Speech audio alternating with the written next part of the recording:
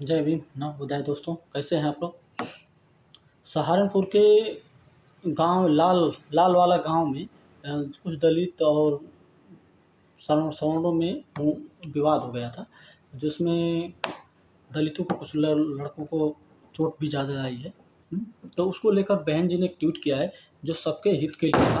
हाँ, जो कि उसमें लिखा है, बहन जी ने लिखा है कि यूपी के जिला सहारनपुर के गांव लालवाला में एक भूमि में तस्वीर रखने को लेकर लोगों के बीच में हुए विवाद और फिर संघर्ष में दलित वर्ग के अनेक लोगों के भी घायल होने से वहां स्थिति काफ़ी तनावपूर्ण बनी हुई है।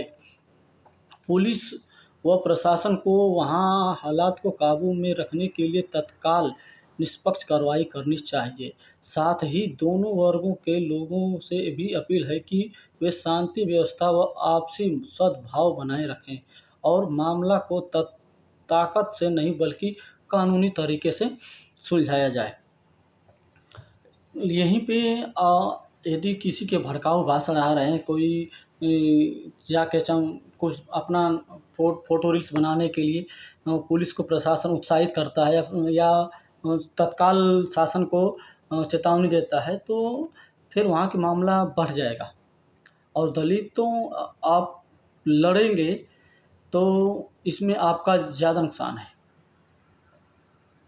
आप किसी बात को कानून तरीके से सुलझाएँ तो अच्छी बातें हैं।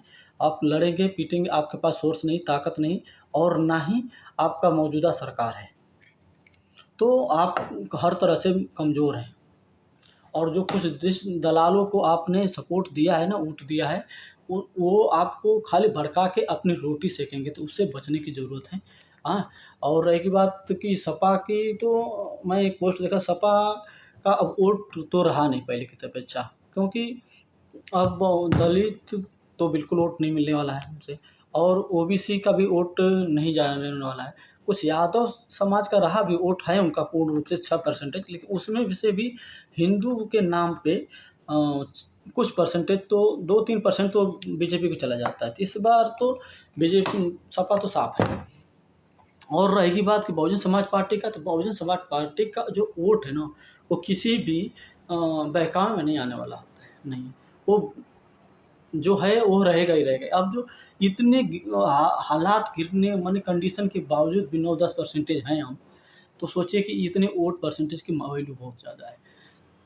हाँ, और अब तो हम सर्व समाज के साथ जो कुछ समय के लिए बहकाव में आ गए थे, दलित पीछे ओबीसी पिछड़ा जो संविधान के नाम पे, अब तो समझ चुके हैं। तो इसलिए सपा का कोई इसमें कोर वोट रहा नहीं।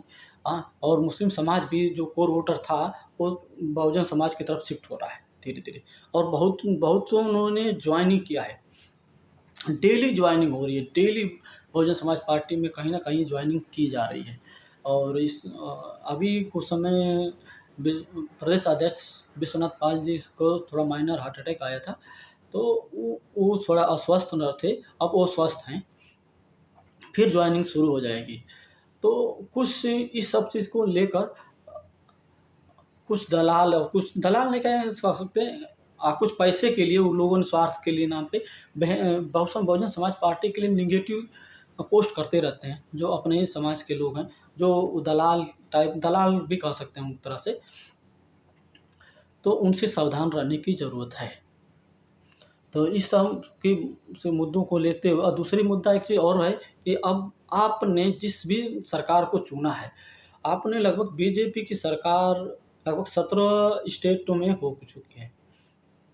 17 या प्लस हैं उससे, तो बीजेपी की सरकार रहेगी और आपने बीजेपी को चुने हैं, ठीक है। आपको सरकार चुनने का हक है, तो आपको सरकार से लाभ क्या कितना मिल रहा है, ये थोड़ा आप एनालाइज़ करिए। कल कुछ दिन की बात है, हैदराबाद में या तेलंगाना में या कहीं साउथ इंडिया में मोदी जी का स्पीच सुनने में वायरल हो रहा है कि 1 साल तक गहना सोना नहीं खरीदें आप।